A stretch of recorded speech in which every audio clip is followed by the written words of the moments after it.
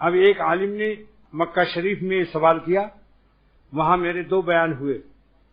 اس میں ایک عالم نے سوال کیا کہ دل جب سخت ہو جاتا ہے بعض وقت اور دل میں عبادت کا مزہ نہیں آتا، کعبہ شریف کے طواف سے بھی کچھ پتہ نہیں چلتا کہ کہاں کیا طواف کر رہا ہوں، کچھ بھی دل میں نرمی نہیں رہتی، نہ توبہ کرنے میں مزہ، نہ نماز میں مزہ، نہ کعبہ شریف کے طواف میں مزہ، ایسی سختی کا کیا علاج ہے؟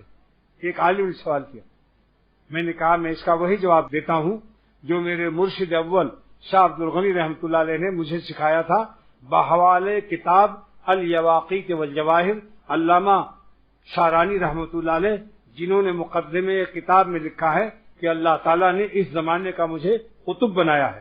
اتنی بڑی شخصیت نے ایک وظیفہ بتایا، بس وہی وظیفہ آپ کو بتا کر آج کی تقریر ختم کرتا ہوں، کیونکہ مکہ شریف کا تحفہ میں کراچی میں پیش کر رہا ہوں. مکہ شریف کا تحفہ تازہ بتازہ، گرم بگرم. اور یہ اللہ تعالیٰ کا شکر ہے کہ اس عالم نے سوال کر لیا، اور سولتیہ مدرسے کے عالم جو کہ وہاں کا بہت بڑا ادارہ مشہور ہے، مجھے ان کے سوال سے خوشی ہوئی. میں نے کہا کہ اس کا وظیفہ ہے، کیونکہ گناہوں سے دل میں سختی آتی ہے. کبھی غیر شعوری گناہ کرتا ہے انسان، حسین شکلوں کو دیکھتا ہے، اس کو یہ بھی پتہ نہیں رہتا کہ میں کہاں دیکھ رہا ہوں. میں نے ایسے اہل نظر دیکھے ہیں، ان کو یقین ہے کہ یہ نظر حرام ہے، مگر انہیں شعور ہی نہیں ہے کہ میں کیا کر رہا ہوں، اپنے فعل کا احساس بھی نہیں، اور ایک نمکین شکل یا نمکینہ کو دیکھ رہے. تو ایک مرض یہ بھی ہے کہ احساس مرض بھی نہیں ہوتا. اسی لیے تپ دق جب ہو جاتا ہے تو حرارت کا احساس نہیں رہتا، وہ حرارت ہڈیوں میں گھس جاتی، اس کی عادت اس کی ہو جاتی.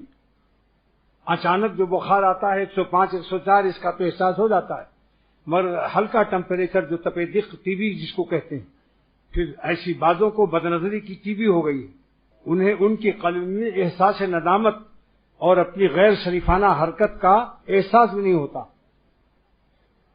بس جیسے ایک جانور ہے کہ کھیت میں چل رہا، اسے پتہ نہیں ہے کہ کس کا کھیت ہے. جب ڈنڈا پڑتا ہے تب پتہ چلتا ہے اوہو ہم کسی غلط جگہ شاید آ گئے ہیں. ذرا شاید کا لفظ یاد رکھنا، کوئی مزیدار جملہ یا نہیں. جب کھیت کا مالک آیا اور ایک کس کے پوری طاقت سے ایک ڈنڈا کمر پر لگایا تب بھاگا، کہا اوہو شاید ہم غلط جگہ آ گئے تھے، ورنہ ڈنڈا کیوں ملا یہ. ایسے شخص کو جب کوئی جوتا مارتا ہے یا عذاب الہی آتا ہے. اب یہ دعا کتنی پیاری سکھا رہا ہوں، اور مرض کتنا سنگین ہے. یہ مرض وہ ہے اکثر لوگوں کو پیش آ جاتا ہے. کبھی کبھی دل میں رقت، نرمی، دعا میں لذت، مناجات میں لذت، نماز میں مزہ، تلاوت میں مزہ، ذکر میں مزہ، شیخ کے پاس بھی مزہ. اور بعض ایسے حالات آتے ہیں کہ شیخ کے پاس بھی اس کو اچھا نہیں لگتا، ایسے الو کی طرح بیٹھا رہتا ہے. یہ دل کی بے شعوری اور سختی کا علاج سن لو. یا حیو یا قیوم پڑھو.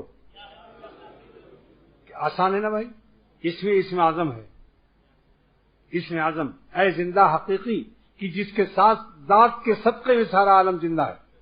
یا حیو کی صفت کا ظہور اگر ہٹا لے سارا عالم مر جائے گا اور قیامت آ جائے گی. حیات کل شیء بہ معبدن، مولا علی قاری فرماتے ہیں یا حیو کے معنی وہ زندہ حقیقی جس کی حیات کے صدقے میں سارے عالم کی حیات قائم ہے. حیات کل شیء بہ معبدن، ہر شے کی حیات اللہ کی حیات سے قائم ہے. صفت حیات کا عکس و فیضان آ رہا ہے. قیامت کے دن یہ صفت حیون کی اللہ ہٹا لے گا، جس سے آسمان و زمین اور سورج و چاند سب گر پڑیں گے، سب مر جائیں گے. یا قیوم مانے ہے سنبھالنے والے، سارے عالم کو سنبھالے ہوئے ہیں. دنیا کے نیچے کوئی تھونی ہے؟ دنیا کا گولا دیکھ رہے ہو 24,000 میل کا، پہاڑ بھی لدا ہے، سمندر بھی ہے، نیچے کوئی سپورٹنگ ہے؟ آپ میں ایک رومال چھوڑتا ہوں اس فضا میں، دیکھو گر گیا کہ نہیں؟ پہلے لاؤڈ اسپیکر پر گرا، پھر میری گود میں گرا، بتدریج گرا. اس کو ٹیکا ایک بیچ میں مل گیا اتفاق سے. تو رومال ایک فضا میں قائم نہیں کر سکتا مخلوق، تو سارا عالم کیسے ہوگا؟ لیکن 24,000 میل کا گولا، سمندر، پہاڑ سب بغیر ستون ہے. یہ قیوم کا اثر ہے، سنبھالنے والا. یہ صفت دونوں میں اسم اعظم ہے. تو دل مردہ ہو گیا تھا یا حیوں سے حیات ملے گی؟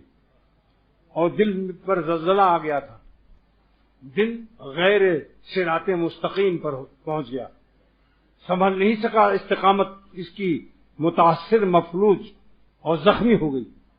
تو یا قیوم اے گرے ہوئے دل کو پھر سنبھال لے، یا حیو اے مردہ دل کو پھر حیات دے دے، یا قیوم اے گناہوں میں گرے ہوئے دل کو پھر سے تو اپنی قدرت قاہرہ کی کرین سے پھر ہمیں اٹھا لے، ہم گرے پڑوں کو پھر تو اٹھا لے اور اپنا بنا لے۔ سمجھ گئے یا حیو یا قیوم؟ اس معانی کا تصور کر کے جب آپ پڑھیں گے تو نفع پورا ملے گا۔